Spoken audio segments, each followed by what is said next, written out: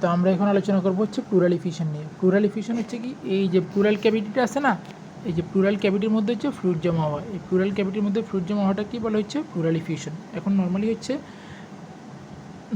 Plural ক্যাভিটিতে fluid থাকেই।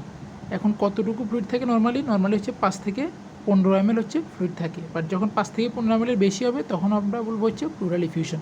এখন কতটুকু বেশি হবে, কতটুকু বেশি হলে সেটা হচ্ছে একটা ক্লিনিক্যালি ডিটেক্টেবল হবে, বা তার হচ্ছে প্লুরাল ইফিউশন ফ্লুইড জমা হওয়ার কারণে তার হচ্ছে রেসপিরেটরি ডিস্ট্রেস হবে, তারপর হচ্ছে ফিভার হবে, কফ হবে।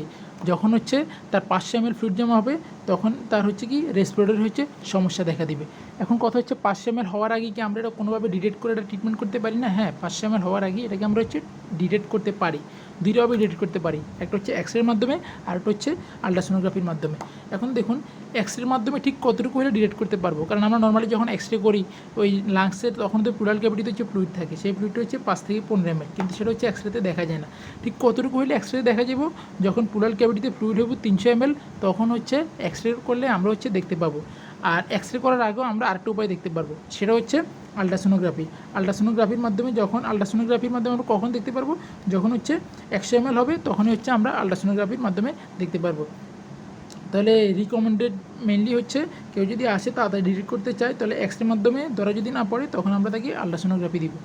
এখন কথা হচ্ছে প্লুরাল ইফিউশন কেন হবে? শুধু প্লুরাল ইফিউশন হবে না, প্লুরাল ইফিউশন হচ্ছে হবে কয়েকটা কারণ আছে, কয়েকটা কজ। এখন দেখুন প্লুরাল ইফিউশন আমরা নর্মালি হচ্ছে এক্সরের মাধ্যমে দুই প্রকার দেখি, একটা হচ্ছে হয় এক সাইডে প্লুরাল ইফিউশন হয়, আবার হচ্ছে কি বোথ সাইডে, এই যে বোথ সাইডেই প্লুরাল ইফিউশন হয়। এখন এক সাইডে প্লুরাল ইফিউশন কখন হবে?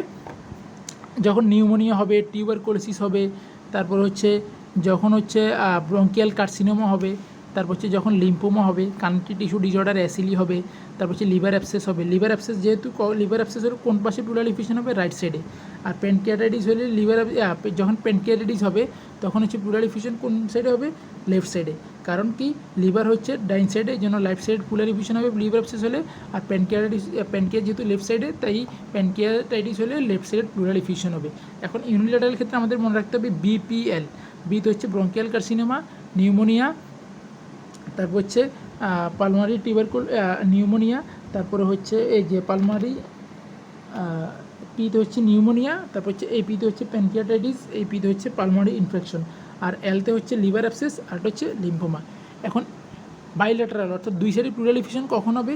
আমরা জানি যে হার্ট, আমাদের বডি ব্লাড সার্কুলেশনটা হচ্ছে হার্ট এবং লাংসের সাথে পুরোপুরি সম্পর্কিত। এখন যদি হার্টে কোনো ডিজিজ হয় তাহলে কিন্তু এই যে লাংস থেকে ব্লাডগুলো হচ্ছে হার্টে যেতে পারতেছে না, অর্থাৎ দুই পাশে লাংসের দুই পাশে হচ্ছে কী বলে এটাকে, মানে লাংসের দুই পাশে হচ্ছে জমা হয়ে যাচ্ছে হচ্ছে ফ্লুইড।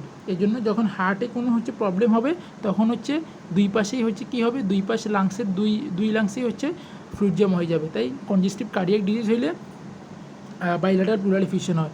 এবং হচ্ছে নেফ্রোটিক সিনড্রোম হলে বাইলেটারাল প্লুরাল ইফিউশন, আর একটা হচ্ছে লিভার সিরোসিস, আর একটা হচ্ছে মিক্সিডিমা। এই দুইটা হলে এটা হচ্ছে এই দুইটা যখন হবে তখন হচ্ছে বাইলেটারাল প্লুরাল ইফিউশন হবে। তাহলে লিভার সিরোসিসে বাইলেটারাল প্লুরাল ইফিউশন হবে, নেফ্রোটিক সিনড্রোম হবে এবং মিক্সিডিমাতে হবে। তারপর এবার আসুন হচ্ছে কোনটা এক্সিকিউটিভ প্লুরাল ইফিউশন, আরটা হচ্ছে কোনটা হচ্ছে ট্রান্সিটিভ প্লুরাল ইফিউশন। আচ্ছা, আমরা যদি বলি যে এক্সিকিউটিভ প্লুরাল ইফিউশন কখন হবে? এক্সিকিউটিভ প্লুরাল ইফিউশন হবে যখন ফ্লুইড হবে যখন প্রোটিন হবে মোর দেন 3 গ্রাম পার ডেসিলিটার। আর ট্রান্সিটিভ প্লুরাল ইফিউশন হবে যখন প্রোটিন হবে লেস দেন 3 গ্রাম পার ডেসিলিটার। নর্মালি হচ্ছে এই যে আমরা একটা ট্রিক্স যদি বলি, এই যে ইউনিল্যাটারাল প্লুরাল ইফিউশনের কজগুলো হচ্ছে এক্সিকিউটিভ প্লুরাল ইফিউশনে লিখে দিলেই সেগুলো হচ্ছে সেম, অর্থাৎ এক্সিকিউটিভ প্লুরাল ইফিউশন আর হচ্ছে ইউনিল্যাটারাল প্লুরাল ইফিউশন কজ হচ্ছে সেম, আর হচ্ছে বাইল্যাটারাল প্লুরাল ইফিউশন আর হচ্ছে ট্রান্সিটিভ প্লুরাল ইফিউশনের কজ হচ্ছে সেম।